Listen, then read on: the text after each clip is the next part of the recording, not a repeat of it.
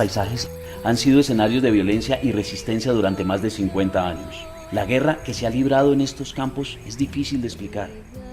Durante más de medio siglo, los combates se han extendido por todos los territorios.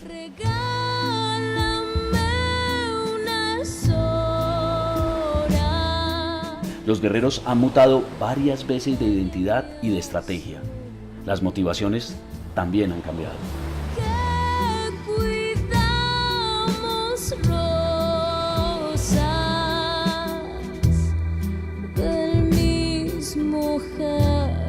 En medio siglo, el conflicto colombiano ha alcanzado niveles de intensidad y de crueldad inimaginables. Los colombianos se convirtieron en presas del terror y del miedo, pero también de la indiferencia. Escucha mi dolor. Cuando asesinan a mi padre, ahí estábamos rezando el rosario en el corredor y le agachan la cabeza a mi mamá y le pegan el disparo y luego un bandido llega y lo decapita ahí delante de todos nosotros.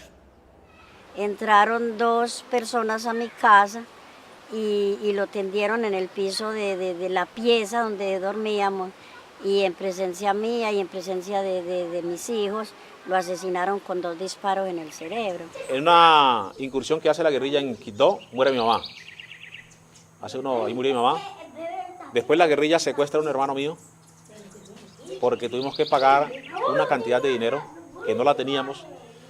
Tuvimos que reunir todos para poder pagar el rescate. Y en el mismo 2002 ocurre lo que pasa acá en Bojayá. O sea, fue un año que si tú no estás asiduo a la fe, te descompone.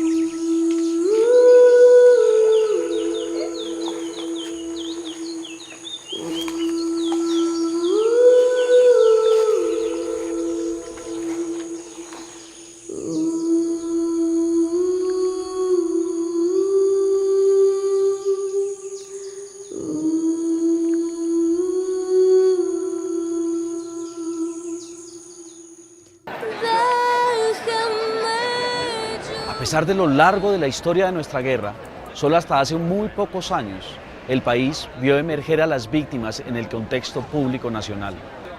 Ellas le descubrieron a Colombia el rostro de un país que se desangraba y que aún hoy en día se desangra. ¿Por qué no estamos tranquilos en el país de Colombia? Por la cuestión de abuso de la naturaleza, de la riqueza, de todo. Y a estas alturas de la vida en Colombia es muy difícil ver la paz. Hay muchos grupos que viven nada más el gatillo. Y que mucha gente no quiere que la guerra se acabe. Por eso hay conflicto. El poder en mi país lo maneja la gente que tiene plata. El poder y el tener se tragó el ser. Entonces, no importa la vida del otro. Regálame unas horas, acompáñame a soñar. Por las víctimas que decidieron romper el silencio y contar lo que pasaba en un conflicto largo y feroz, emergió la memoria.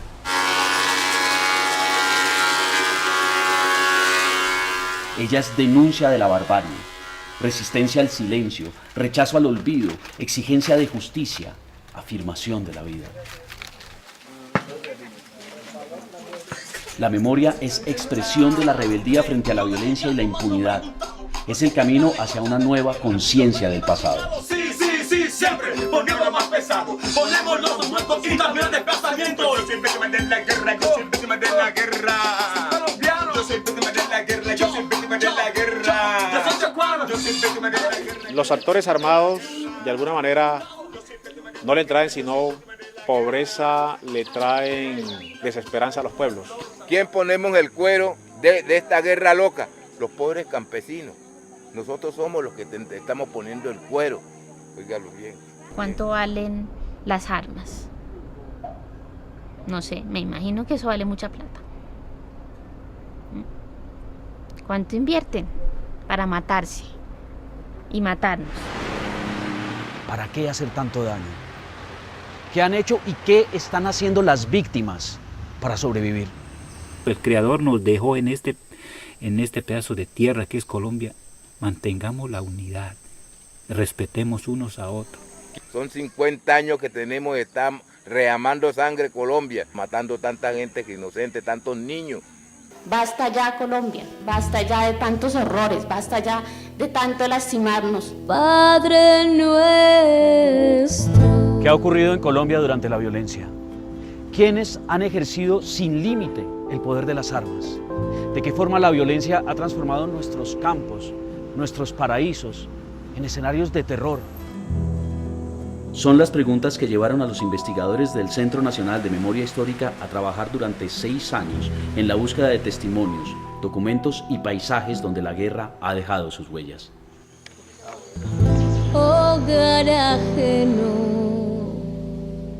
palabras silenciadas.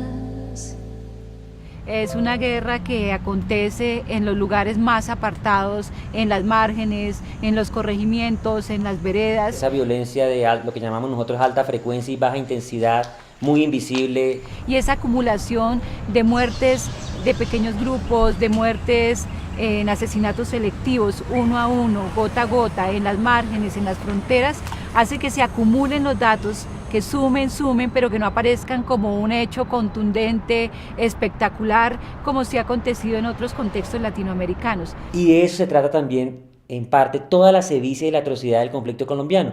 Como mucho ocurrió en la clandestinidad, no creíamos, y muchos colombianos no creen. Hay que empezar por reconocer que en este país hay una verdad que evitamos decir en su dimensión correcta.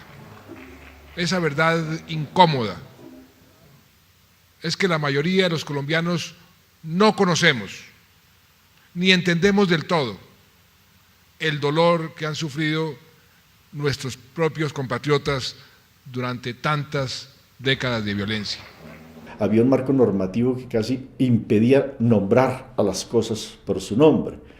Entonces resulta que hoy, cuando terminamos el informe, estamos en un contexto en donde todas las dimensiones de esto que narramos allí ya tiene otro nombre. Es el nombre que le corresponde, conflicto armado interno. Internacionalmente muchas veces nos hemos preciado de ser la democracia más vieja del continente, la de mayor estabilidad, y resulta que con conflicto armado. Eso es una antítesis total, ¿no?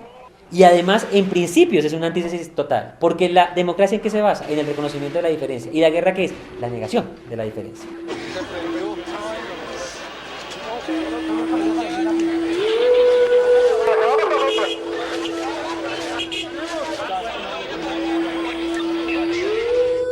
Colombia ha sido el escenario de una de las guerras más atroces de todo el planeta. En ella, guerrilla, paramilitares, miembros de la fuerza pública se han enfrentado mediante combates, masacres, asesinatos selectivos, desapariciones forzadas, tortura, secuestro, reclutamiento infantil, violencia sexual, desaparición completa de pueblos.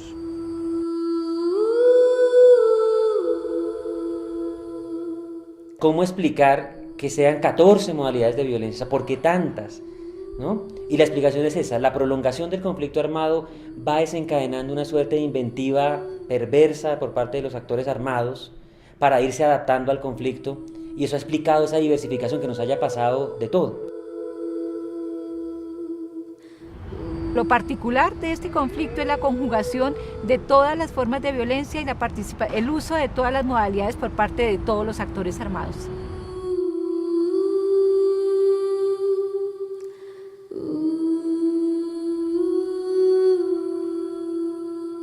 Lo que hizo el grupo en este informe es tratar de identificar cuáles de los fenómenos de violencia están asociados de alguna manera directa al conflicto.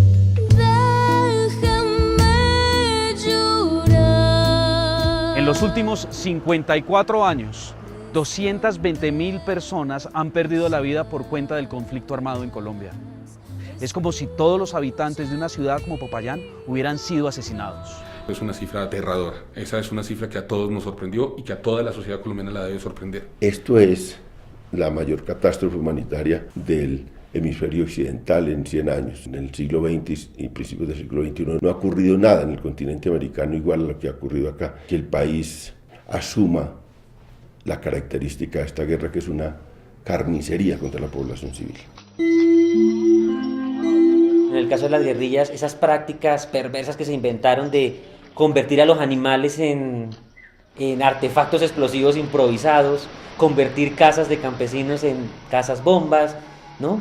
Los carros bombas, las motos bombas, las bicicletas bombas, inventarse un arma rudimentaria pero con tal capacidad destructiva como los cilindros bomba, por ejemplo, para hacer los ataques a las poblaciones, pero también del lado de los paramilitares, el tema de las prácticas de sevicia, usar la decapitación, la castración, el empalamiento de mujeres, la violencia sexual. Quienes cometieron esos actos lo hicieron de manera premeditada, calculada, en ciertos momentos del conflicto que los actores armados se disputaban cuál tenía el mayor estatus de terror. ¿Dónde estábamos cuando sucedió todo esto? ¿Cómo y por qué permitimos que esto sucediera? Este libro es una narración de la historia anclada en el presente de un país que ha asumido como imperativo de su vida política la urgencia de esclarecer la verdad y de exigir la no repetición para poder soñar con un futuro en paz. Basta ya, Colombia. Memorias de guerra y dignidad.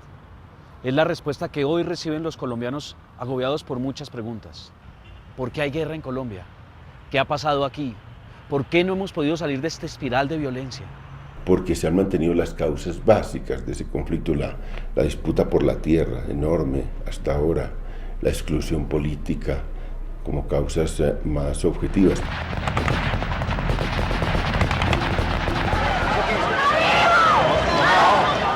Esa es una particularidad del caso colombiano. Aquí hay violencia del narcotráfico, de la criminalidad organizada, de grupos de limpieza social en las ciudades.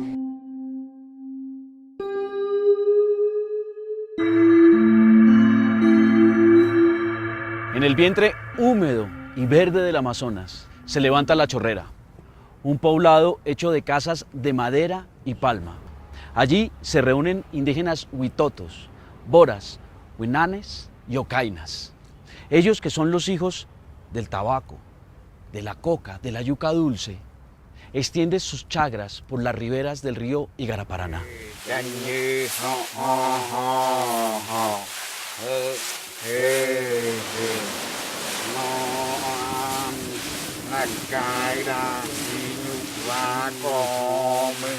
Estamos en La Chorrera, en la selva amazónica colombiana. Para nosotros los pueblos que somos de aquí, este lugar es el lugar cercano pues a donde se originó el mundo.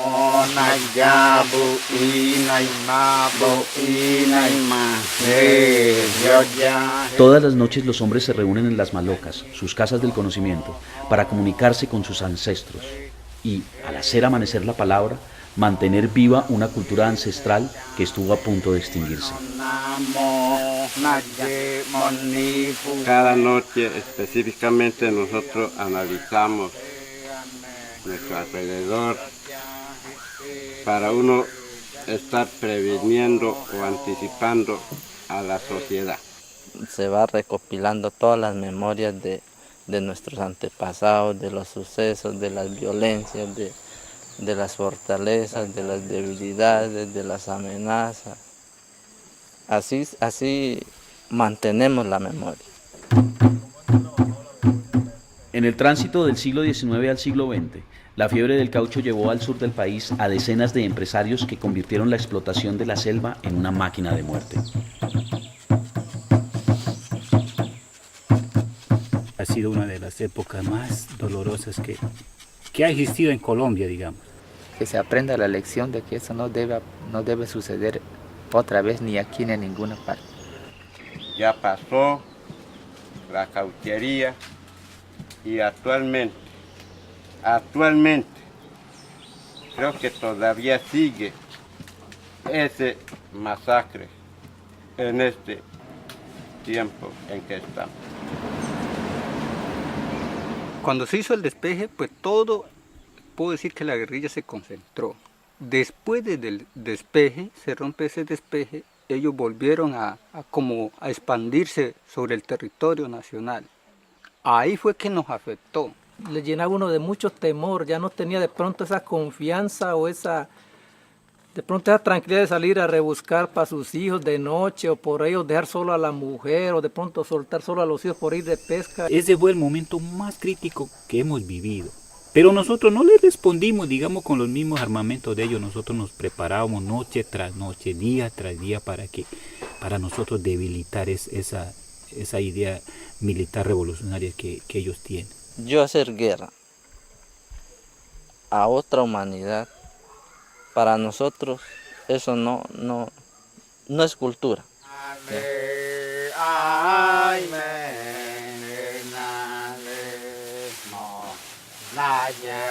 Con todo este sufrimiento que actualmente estamos diciendo que el gobierno nos convierte este resguardo en una entidad territorial indígena, la ET. Que nos llegue a venir a pedir perdón o no sé qué, pero que nos ayude a nosotros, que nos solucione este dolor que tenemos. Somos dolientes de muchas cosas, entonces que el Estado nos reconozca, nos apoye. Somos unos pueblos que estamos en vía de extinción, pero pues así que sea un mandato, pero en este momento, ¿hasta cuándo nosotros vamos a estar esperando eso? ¿Hasta cuándo? Porque aquí el paciente se está agonizando.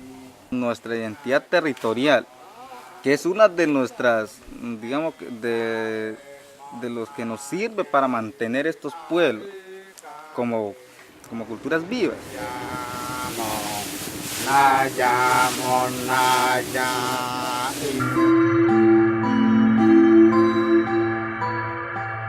Tal vez por el fuerte arraigo del conflicto en la lucha por la tierra, la mayor parte de la guerra se ha librado en el campo. Y quizás por eso, desde las ciudades el conflicto es visto como lejano, casi como una ficción. Son mecanismos de violencia para rutinizarse, para invisibilizar, para que no se sepa qué ocurrió, para crear un camino expedito al olvido. Y bueno, son 6 millones de víctimas en su conjunto, si juntamos los desplazados, los desaparecidos, los secuestrados. 6 millones de víctimas. ¿Cuánto es eso de la población? ¿El 15%? Con el mensaje que eso trae consigo es cuando uno invisibiliza un fenómeno, no puede entender la importancia de superar ese fenómeno. Entonces, para nosotros, invisibilizar el conflicto armado es minimizar la importancia de la paz, por ejemplo, o de poner fin al conflicto armado. Porque esto pasó en silencio, porque no vimos o porque no quisimos ver. Esa es una pregunta enorme para la sociedad colombiana y para los medios de comunicación.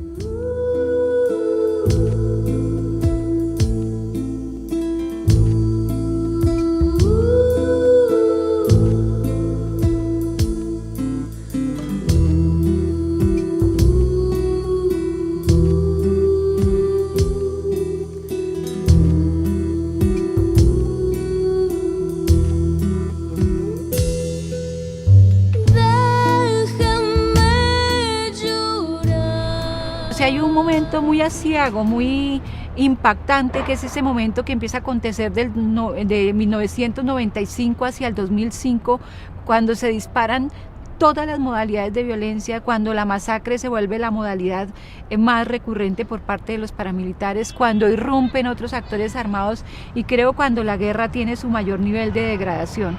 Ese momento de la historia además es muy particular porque nos interroga por qué ocurre eso justo después de que la sociedad colombiana estaba tan esperanzada después de una constitución. ¿Por qué no paró en el 91?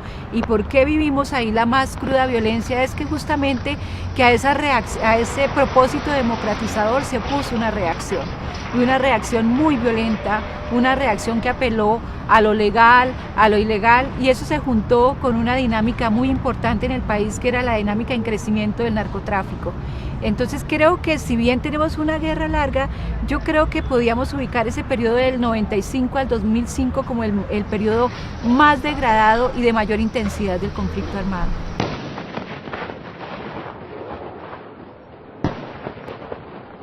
La apropiación, uso y tenencia de la tierra ha sido uno de los motores del origen del conflicto en Colombia y a su vez una de las principales causas que explican lo prolongado del mismo.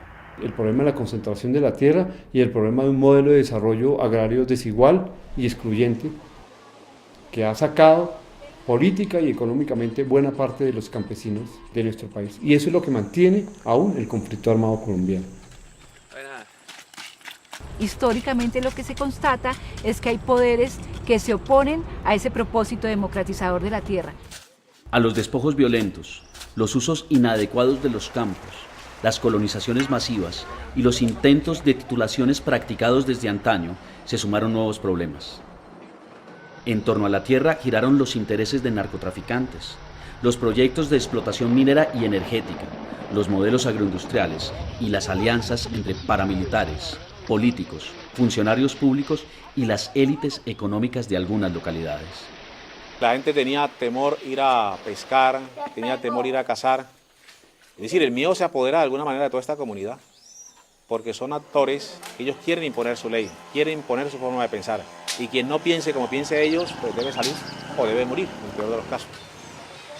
La guerra no es solamente un asunto de narcotráfico, pero el narcotráfico inyectó recursos para la guerra de una manera impresionante para todos lados, recursos para los grupos ilegales. Yo creo que la coca, de ahí vino la más tremenda oportunidad para entrarse en los grupos paramilitares a discusión con la guerrilla. De ahí fue donde vino. Para mí, de ahí fue porque aquí, eso fue lo que más corrompió esta región, porque donde haya coca, donde haya dinero, la corrompición es donde más llega. Eso es berraco. Uno vivir por aquí y uno no salir corriendo de cuando eso, es porque uno se amaña mucho en la tierra donde está. San Carlos, un municipio antioqueño rodeado de bosques y de agua, fue sitiado por todos los actores armados. Miedo inunda nuestras vidas, nadie habla, nadie sabe nada. Una Colombia pequeñita, lo que pasaba en el territorio nacional, San Carlos no se escapaba. Es como si trajeran el ensayo. Todos los actores del conflicto armado interno del país pasaron por nuestro territorio, tanto legales como ilegales, de izquierda, de derecha. ¿Quiénes son y a qué han venido? Solo quieren destruir la calma. Los corazones laten con más fuerza y el dolor se apodera de tu alma. Tú corriendo, tú huyendo como un niño asustado. Nos ha tocado andar por encima de los cadáveres. Ya uno se extrañaba cuando no habían muertos, porque diario eran 2, 3 muertos, hasta que llegó al colmo pues de las cosas tan horribles que fue la masacre de la vereda Dos Quebradas, cuando mataron a 18 personas en una masacre en una misma noche. Nosotros encontramos los cadáveres de entrando a San Carlos, acostados, atravesados, tapados con un poncho lleno de moscos, y uno se ponía en un solo temblor que ya le iban a dar a uno. No soportas más, no soporto más ver las lágrimas derramándose por una guerra más. No. Entre 1998 y 2008 fueron asesinadas 215 personas, 102 fueron desaparecidas y 18.000 habitantes se convirtieron en desplazados. A las 11, 12 o 3 de la mañana le tumbaban la puerta y venían y no les importaba sacarle su hijo, su papá, su hija, lo que sea, y la llevaban y la desaparecían, y cuando uno estaba de buenas la encontraba. Hay alrededor de unos 350 fosas todavía para encontrar, que hoy por hoy no sabemos todavía dónde están. Mi hermano desaparecido, del cual no hemos encontrado ninguna información. La desaparición de mi hija Sandra. Uy, no, lo peor, la peor violación de derechos humanos. A los caseríos rurales de San Carlos se los comió la selva y en el pueblo las puertas permanecieron cerradas día y noche. La gente dormía con las boticas puestas y la ropita puesta, porque a mediano de que sintieran algo, un ruido raro, tenían la puertecita por donde salir y volarse. Esa era la triste historia de la gente, no podía dormir tranquila. Todas las noches nos íbamos las que teníamos niños a San Carlos o a donde un vecino, por allá a otra vereda, o a dormir hasta muchas veces debajo del rastrojo por allá en cuevas o en casas abandonadas, por miedo de esas amenazas. Santa María, Madre de Dios. Mientras la mayoría se refugiaba en Medellín, 8.000 personas permanecieron en el pueblo. Custodiaron las casas, buscaron a sus desaparecidos, enterraron a sus muertos, resistieron.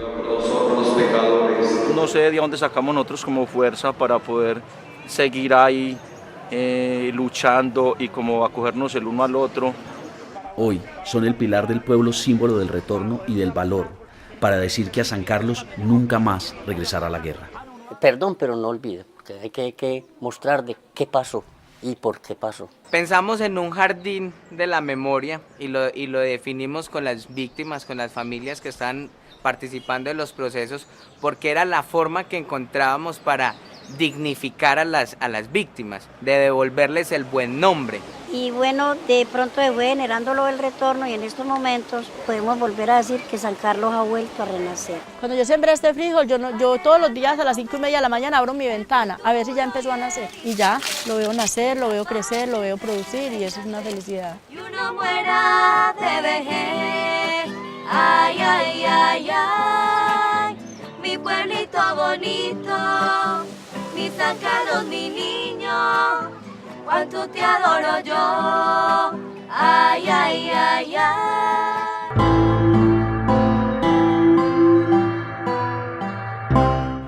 Si todos los desplazados de la violencia registrados en Colombia lograran asentarse en un solo lugar, podrían fundar la segunda ciudad en número de habitantes de todo el territorio nacional.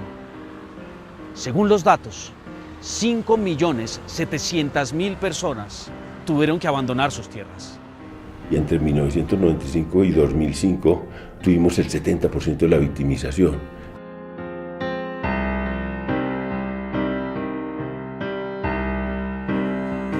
La guerra te hizo, digamos, mirar la vida como un citadino. Entonces de ahí todo cambió también. La armonía en que se vivía, lo gustoso en que se estaba acá, y que la guerra incluso hasta eso te lo haya quitado. Tu forma de vivir, tu forma de pensar, y te haya hecho otro. Este era el colegio, César Conto. Detrás queda la escuela, al lado derecho, aquí, el centro de salud, aquí queda el parque.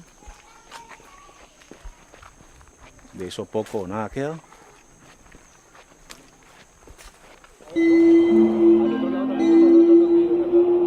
La lista de líderes políticos, cívicos, juveniles, campesinos, sindicales, de periodistas, de activistas de derechos humanos, de servidores públicos, de jueces, de maestros, asesinados en Colombia es interminable. Las memorias de la guerra son también la aceptación de un déficit que tenemos de democracia y de ciudadanía. Buena parte de las víctimas de este conflicto han sido quienes han reclamado participación política. Buena parte de las víctimas de este conflicto han sido quienes se han opuesto a los partidos tradicionales y a las formas tradicionales de hacer política. Hemos ido construyendo una democracia distorsionada por el conflicto armado, instrumentalizada por el conflicto armado, ¿no? De actores armados que quieren cooptar todos los avances o las reformas democráticas para su proyecto armado, ¿no? O de actores que están en la lucha democrática que aprovechan el conflicto armado para estigmatizar a sus oponentes y justificar su exterminio o justificar su eliminación. Es una sociedad, sí, que le tiene muchísimo miedo a esos procesos de transformación del contradictor armado en contradictor político. Ojalá no repitamos ese mismo error, que sería catastrófico hoy por las dimensiones que ha tomado la guerra también ya en la era contemporánea.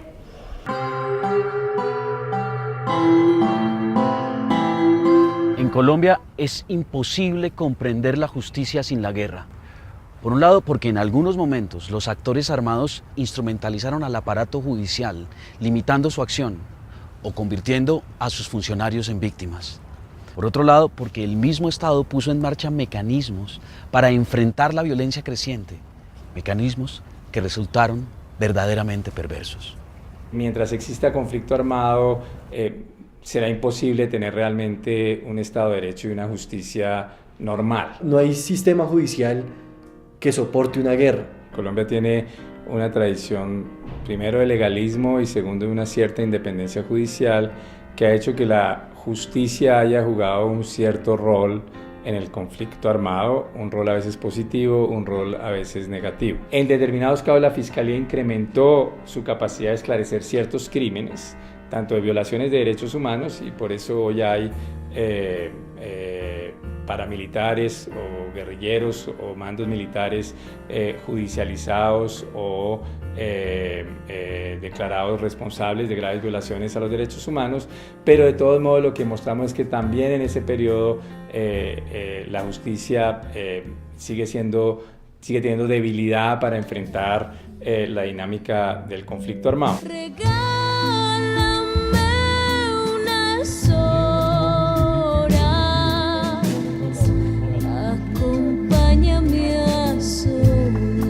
No en vano, en los últimos 30 años han sido 1.487 los funcionarios judiciales víctimas de algún hecho de violencia.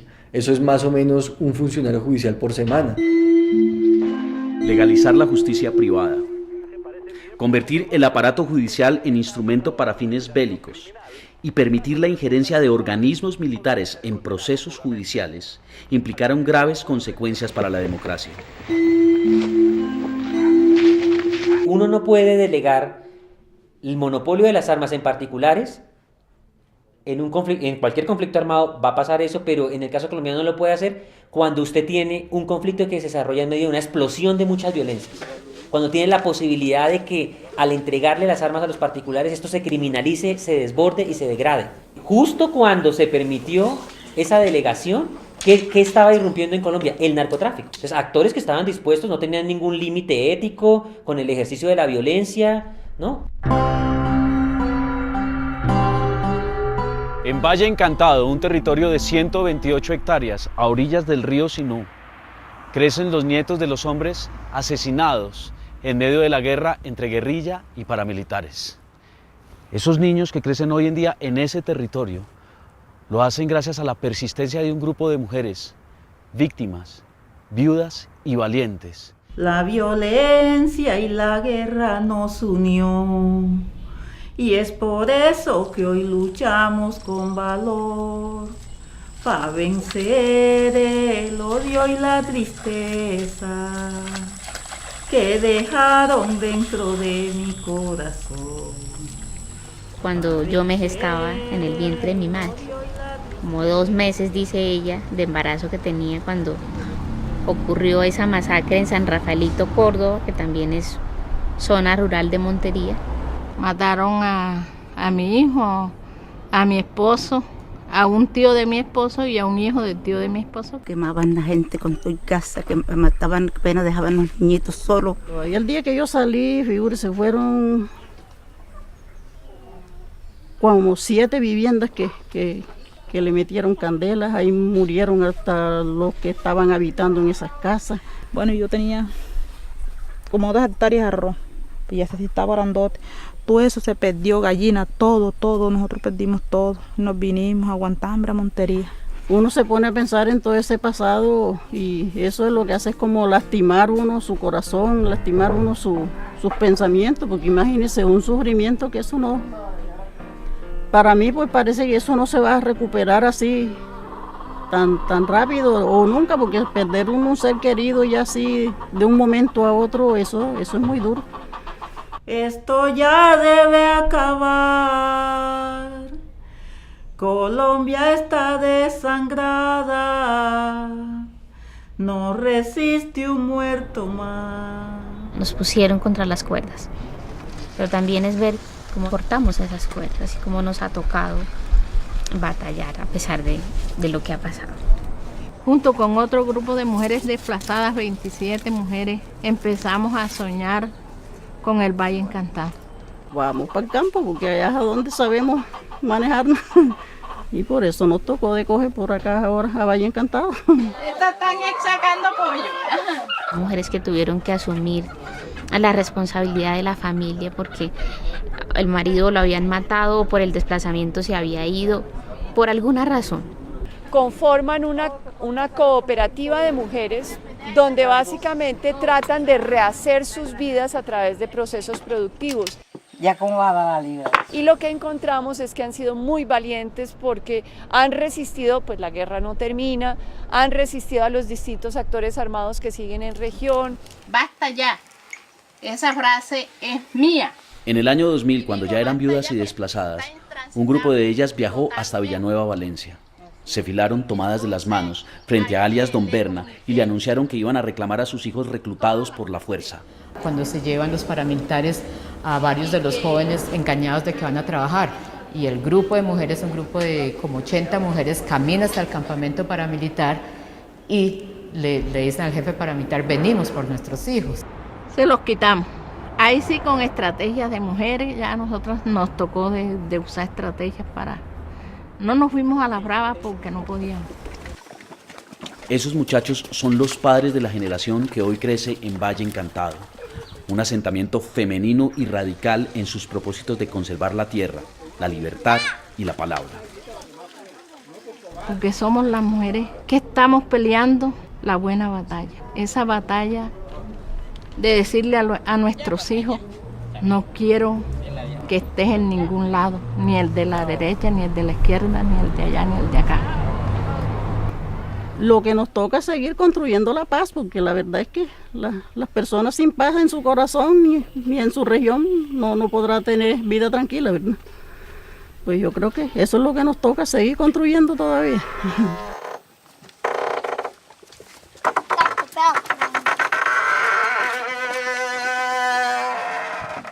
Herido de muerte, Garzón recorre una cuadra en su camioneta hasta estrellarse contra este poste al frente de esta panadería, en donde pierde la vida. En ese momento, el aparato judicial, pese a sus limitaciones, ha creado los espacios para la aparición de un tipo de relato fundamental para la construcción de memoria. Las versiones libres entregadas por los paramilitares desmovilizados han permitido que el país conozca la brutalidad de los métodos empleados, la identidad de los victimarios y las asociaciones criminales con sectores no armados de la sociedad. Las propias autoridades dieron crédito a algo que las víctimas hacía muchos años venían enunciando, y es lamentable porque fue tener que recurrir al discurso del victimario para validar, para reconocer el discurso de la víctima. La lista se hizo para matar 60 personas, solamente encontramos 40 y pico, y eso se mataron. Así abreviadamente fue que se hizo la masacre de Segovia. Se torturaron y se les pedía que entregaran el armamento y el radio. La señora estuvo en todo momento presenciando la tortura a su esposo fue decapitado, le cortaron los genitales. Cuando los paramilitares reconocieron la existencia de hornos crematorios, cementerios clandestinos, escuelas de entrenamiento en torturas y descuartizamiento, los colombianos empezaron a aceptar la tragedia que ha sido nuestra historia. Detrás de los grupos paramilitares, así ellos hubiesen querido dotarse de un discurso político, uno sabe que no había una apuesta política, eran ejércitos de mercenarios, en algunos casos inclusive no sabían para quién trabajaban, no sabían por quién, en nombre de qué se cometía tal crimen, y entonces esa emergencia de tantos grupos paramilitares por lo largo y ancho del país sí cuestiona esos otros sectores que, sin ser grupos armados, fueron fundamentales en la dinámica de la guerra y su degradación. Alguna vez me encontré yo con un hijo de un guerrillero que portaba un fusil, tenía por ahí 9, 10 años el pelado, estaba ahí. Y yo le preguntaba qué él qué hacía en la guerra. Y él me decía: no, vamos a acabar con la oligarquía. Y a mí esa imagen me quedó como sonando: oligarquía aquí, en estas condiciones, esta pobreza que vive la gente.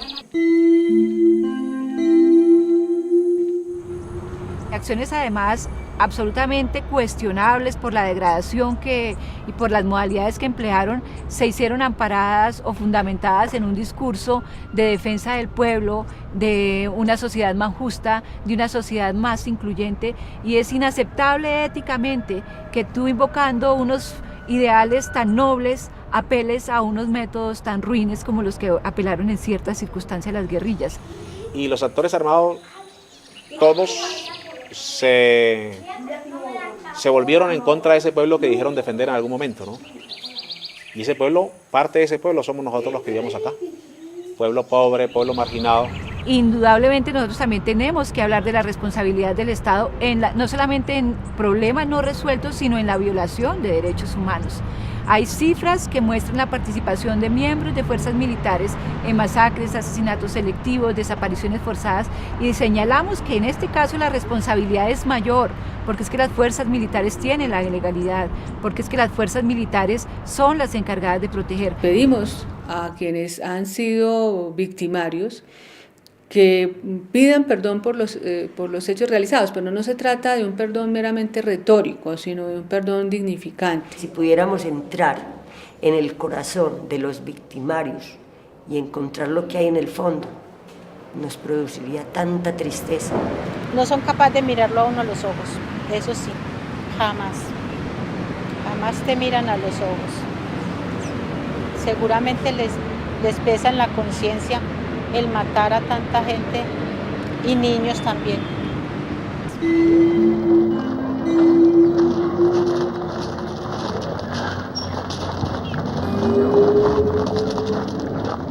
Son capaces hasta de tomar sangre del muerto.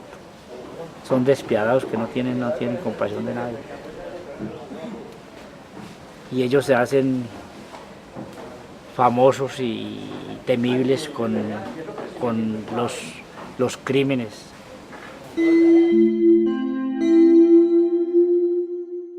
Como que el corazón se les daña y las armas los hacen sentir más fuertes. Ellos se creen superiores a otras personas por el hecho de tener un arma, pero no. La historia de Bojayá, Chocó, vive en la memoria de los colombianos. El 2 de mayo de 2002, un cilindro de gas cargado con metralla explotó sobre el techo de la iglesia, en donde 200 personas se refugiaban de los combates. Las FARC fallaron su objetivo. Era un grupo paramilitar que se escondía detrás de la única iglesia de Bojayá y ocasionaron una tragedia que aún hoy en día es una herida abierta en el Atrato Medio. En Bojayá murieron 79 personas. 48 eran niños. La FARC con la autodefensa y ellos dos estaban peleando. La FARC lanzó una pipeta y cayó dentro de la iglesia. Lo que hicieron con mi pueblo, por Dios, no tiene sentido. Mata a tantos inocentes sin haber ningún motivo. La guerrilla estaba al lado de allá, al fondo, y los paramilitares estaban aquí, en todo este espacio. Detrás de la iglesia se ubicaron los paramilitares y por todo este lado aquí se acostaban los paramilitares y disparaban para allá. No vayan para la iglesia porque allá va a haber un desastre horrible. Todas estas casas de allá y para acá son casas en madera. Las construcciones que hay en cemento eran la casa cural y el centro de salud. Entonces también es una seguridad que la gente buscaba. La gente creía que como esa era la casa de Dios no iba a pasar nada. Nosotros dormimos aquí, toda la comunidad durmió aquí. Llegó un momento que esto estaba muy lleno y no nos cabía tanto personal aquí. O sea, todo el mundo tenía que estar así como apretado. Los paramilitares estaban acá y atrás todo esto era. Ellos salían allá, disparaban y se asomaban acá, le hacían chiste a la gente, se reían de algunas cosas y volvían acá. Cuando ellos intentaron meterse acá, nosotros tuvimos una discusión fuerte y no los dejamos entrar acá. Le puso el pecho a la brisa y dijo, los armados no entran aquí porque aquí está la población civil. Yo no escuché el cilindro. Y de allá escuchamos un estruendo duro y vimos que todos los paramilitares salieron corriendo para allá. O sea, ellos vieron el artefacto, nosotros estábamos acá adentro, no vimos absolutamente nada. Y en este espacio aquí cayó la pipeta. Que en la iglesia lo que cayó fue el cilindro. Esto fue un verdadero infierno porque aquí murieron muchas mujeres en embarazo, que encontramos, digamos, sus niños pegados en paredes, desmembrados todos. Cuando usted llegaba y miraba y vía la pilonera de gente en la forma como estaba destrozado, las vísceras pegadas en los aros de la iglesia y la gente desbaratado, como que se meten en un molino. Le digo que todo el mundo corría con el pañuelo en los ojos llorando. Como este Cristo quedó la gran mayoría de las personas que estaban aquí. Nosotros lo conservamos, lo sacamos en procesión el 2 de mayo. Este es el Cristo mártir, que nos muestra un poco, o nos evoca la radiografía de todo lo que pasó. Recuerdo que el 2 de mayo, fecha que no olvido yo, caso un caso en Bella Vista, el mundo entero conmovió. Cuando yo entré a la iglesia y vi la gente destrozada, se me apretó el corazón mientras mis ojos lloraban. Entonces yo le digo a la gente, venga, vamos a coger unas embarcaciones y nos vamos a tirar al otro lado del río, porque tenemos muchos heridos. Y ahí es donde una señora dice, bueno padre, estamos de acuerdo con esa propuesta, pero si usted va adelante. ¿Es listo? Y íbamos a ir abogando con las manos y con trapos blancos, y era guerrilla por un lado y guerrilla por el otro y paramilitar por el otro. Yo gritaba, ¿quiénes somos? Y la gente respondía, la población civil. ¿Qué exigimos? Que nos respeten la vida. O sea, como había actores armados por todos estos lados, la voz, por lo menos, lograba ubicarlos a ellos, que para allá iba población civil y que nos fueran a disparar. Y con todo eso, ambos actores dispararon en esa dirección. Gracias a Dios, pues durante el recorrido no pasó nada. La masacre fue el clímax de una confrontación atizada desde 1996, cuando se agudizó la disputa por el cordón selvático que une a Colombia, Panamá y a los dos océanos, habitado ancestralmente por indígenas y negros. El gobierno colombiano reconstruyó el poblado a pocos kilómetros del lugar de la masacre.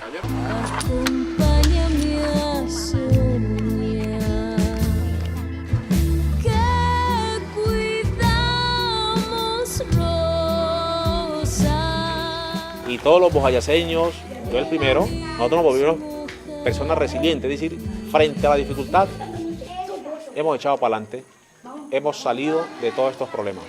Nunca se le olvida lo que pasó en Bojayá, muerte tantos niños sin haber necesidad. Todos estos niños de 10 años, 5 años, 9 años, todos estos niños que ustedes ven acá no habían nacido cuando esto. Estaban escuchando la historia también ellos y para ellos también es enriquecedor que aquí pasó algo y que nosotros pedimos que no vuelva a pasar en ninguna otra parte del mundo. Para que le recuerde a futuras generaciones cuando en Colombia la sevicia hacía parte del cotidiano vivir. Vientre asesinado, llanto estéril, una gota de suero. Las víctimas no son cifras, son rostros sufrientes, cuerpos lacerados, espíritus crispados que ponen en evidencia la crueldad de los victimarios y los desajustes éticos de una sociedad que tardó décadas en reconocer su presencia. Además de la guerra, han padecido la inequidad y la discriminación. La guerra recae especialmente sobre los más desprotegidos por el Estado: negros, indígenas, opositores, disidentes políticos, mujeres y niños.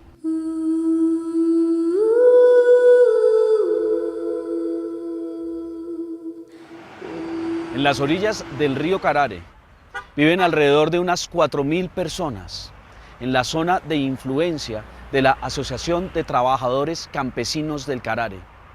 Allí, negros, blancos, mestizos e indígenas en 1987 se enfrentaron a las FARC para decirles que no contaran con ellos para la guerra.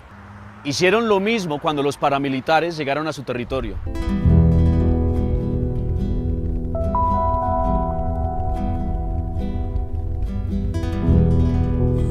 Lo que nosotros nos tocó pasar en manos de la guerrilla y los paracos, eso es una cosa muy soberana, eso no hay ni comparación para ponerse una a contar. Eso podíamos hacer un libro, qué sé cuántos libros, en 25 años de tragedias, de amenazas. El machismo a toda hora, con la violencia a toda hora, humillando a la gente.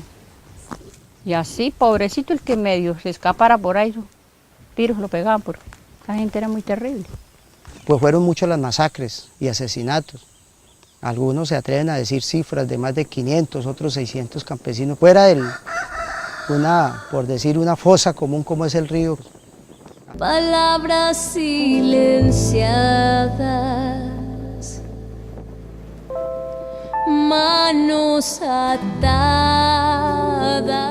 Durante los años del horror, cuando el río Carare fue un cementerio, Los campesinos se convirtieron en guardianes de sus territorios y estrecharon los lazos de solidaridad, tejidos en la ardua lucha de quienes saben lo que es romper la selva para conseguir un pedazo de tierra donde plantar la vida.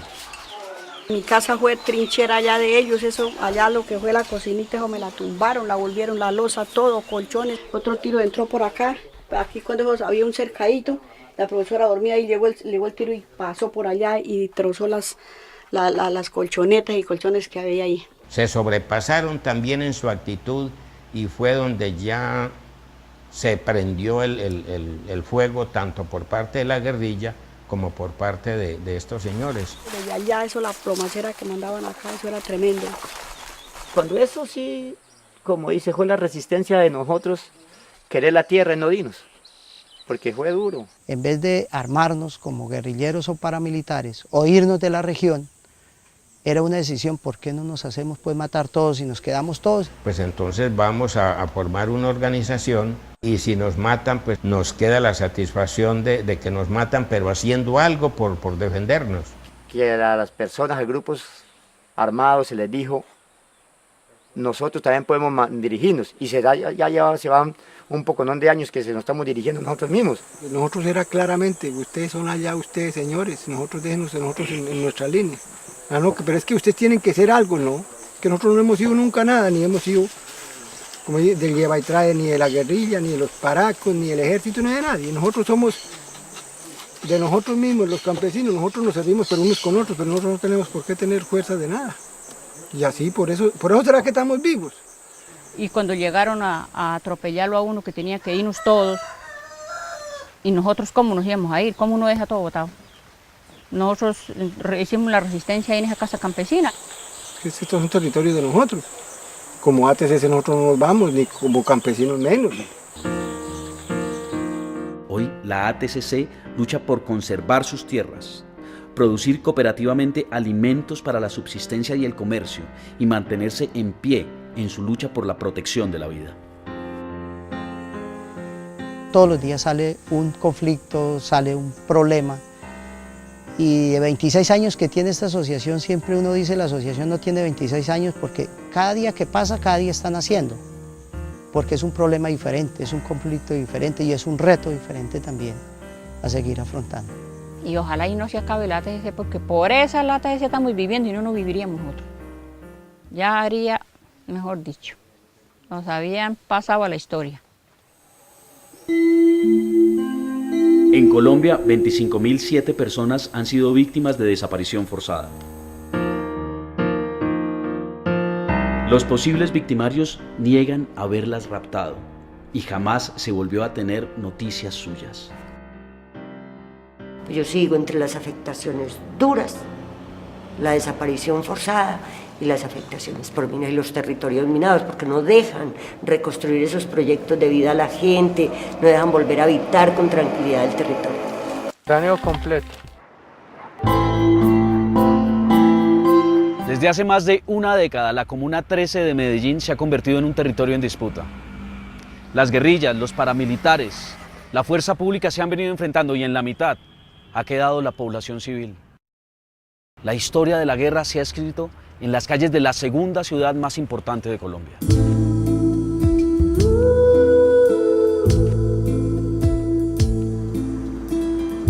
Nunca pensábamos que lo que veíamos por televisión en las zonas rurales, en los pueblos, en otras regiones del país, donde eran confrontaciones bélicas de alto nivel entre guerrilla, paramilitares, ejército, fuerza pública, se fuera a trasladar a la ciudad. La guerra más o menos se dio entre el Alto de Loma Hermosa y el barrio Bellavista. Eran como los lugares estratégicos donde se daba. La mayoría de los barrios, muchos barrios quedaban en medio del fuego, en medio de las dos montañitas. La guerra colombiana campesina, distante, ajena, se instaló en la ciudad en el año 2000. Desde entonces los jóvenes, músicos, poetas, políticos, deportistas, líderes son un blanco perfecto. Las muertes de los niños y de los muchachos siembran, tal vez como ninguna otra, la desilusión y la desesperanza. La agudización del conflicto, en la confrontación pues, de parte de las guerrillas por tratar de quedarse en el territorio y de no permitir la entrada de los paramilitares. Eso va a ser en un momento, ¿cierto?, en el año 2002 más o menos, que termina con el desarrollo de la Operación Orión. Una Operación Orión entonces desarrollada bajo orden presidencial el 16 de octubre del 2002. Irrumpió ese helicóptero disparando como si fuera una guerra en campo abierto. Dio varias vueltas en el sector y empezó a disparar a un determinado sector. Pero eso fue el pánico más tremendo porque eran las 12 del día. Las cosas quedaron así. A los 8 días aparecieron unos letreros donde decía AUCE presente.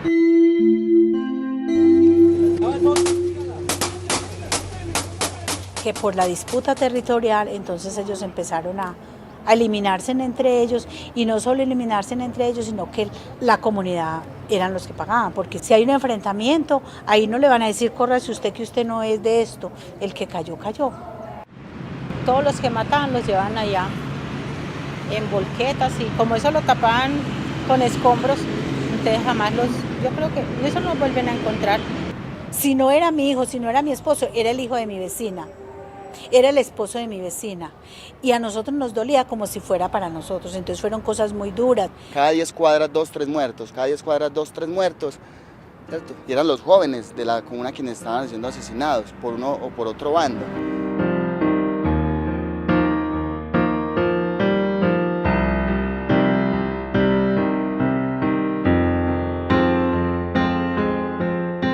Gran parte de la población de muchos de estos barrios tuvo que salir a otros lugares por la magnitud de las confrontaciones, por las amenazas, por los homicidios también a sus familiares. Primero fuimos nosotros, algunos vecinos, después fue la otra familia más grande, que todos somos familia. En el 2011, ¿cuántas familias salieron desplazadas? Lloran mientras a Dios imploran, mientras las balas sin rumbo, sus ventanas explotan. Y agota aquella última esperanza. Se han venido desarrollando diferentes iniciativas de memoria. Una de ellas muy importante que es el Grafitur. El Grafitur es un recorrido por la historia y por la memoria de la Comuna 13 a través de los grafitis que hacen los jóvenes de aquí. En el Grafitur podemos encontrar obras como esta que tenemos detrás, se llama Orión Nunca Más. Es una de las obras donde nosotros le decimos al Estado, no solamente al Estado, sino a la gente, que no apoyamos este tipo de acciones militares. Y es un homenaje a esas 300 personas desaparecidas, a esos 72 muertos que hubieron durante esos 3 días de guerra. La memoria que hacemos hoy aquí en la Comuna 13 es una memoria viva. Y es una memoria viva en el sentido en que se está haciendo en medio del conflicto. Fuerte inspiración sobrevivir en aquella tierra, comunas como la 13. El relato de las víctimas es memoria de sufrimiento y de dignidad, del horror sufrido en medio de la más absoluta indefensión y del valor que tuvieron para enfrentar momentos cruciales de sus vidas, de la tristeza que jamás se borrará de sus existencias y de la tenacidad que tuvieron para enfrentar cada una de las jornadas de sus días, de la impotencia que sintieron frente a quienes les apuntaban con un arma y la valentía que tienen hoy en día para denunciarlos. Que digan, por ejemplo, los grupos armados, la verdad es que sí le matamos a su hijo, pero ¿por qué? ¿Dónde lo tiene? ¿Qué hizo este muchacho para merecer esto? Esa es la verdad. Y yo creo de que el Estado en sí está en la obligación de devolver una partecita de lo que perdimos. ¿Por qué?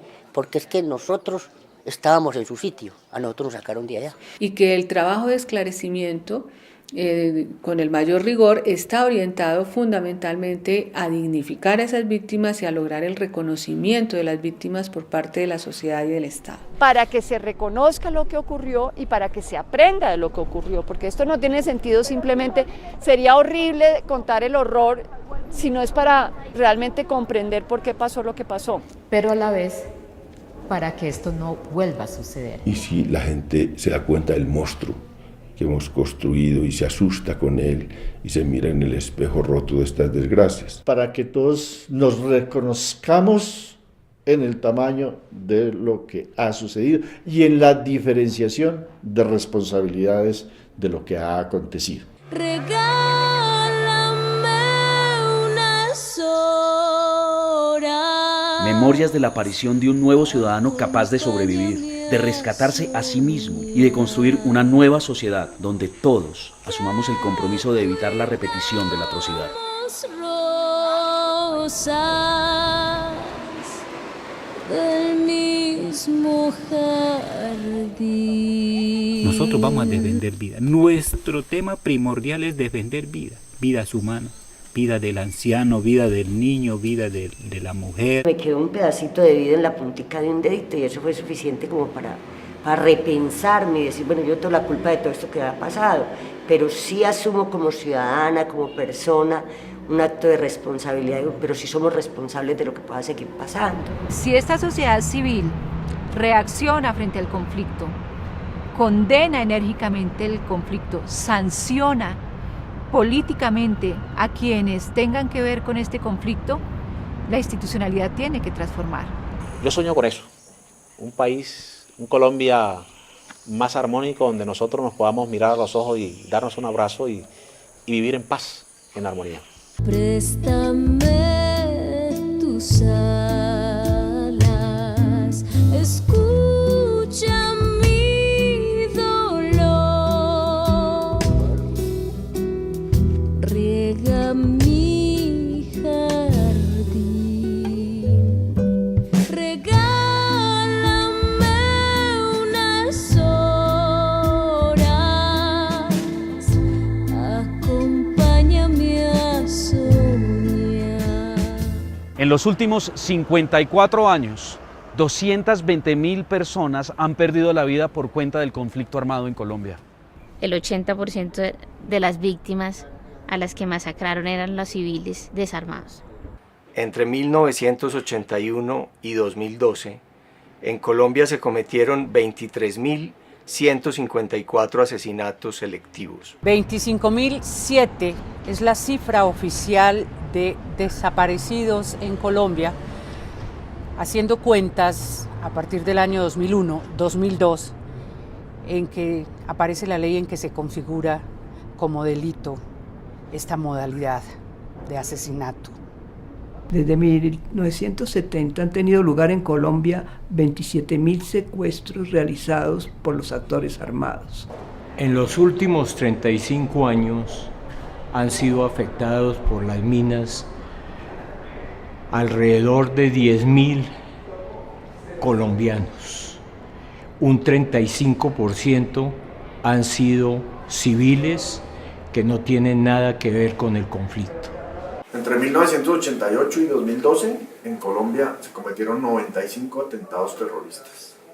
Esas bombas provocaron la muerte de 223 personas y dejaron heridas a 1.343. Entre 1988 y 2012 hubo por lo menos 716 acciones bélicas, combates, tomas a poblaciones, emboscadas, bombardeos, hostigamientos. En ellas murieron 1.633 combatientes y 1.344 civiles. En Colombia, el conflicto armado ha producido, que se sepa hasta hoy en día, 1.754 víctimas de violencia sexual. Durante los años más intensos del conflicto armado, 8.3 millones de hectáreas fueron despojadas por la fuerza y gran parte de estas tierras fueron usurpadas y ocupadas por actores armados. Entre 1981 y el año 2012, 1.530 personas fueron asesinadas con sevicia. La crueldad extrema se evidenció en las huellas que dejaron en los cuerpos de esas víctimas.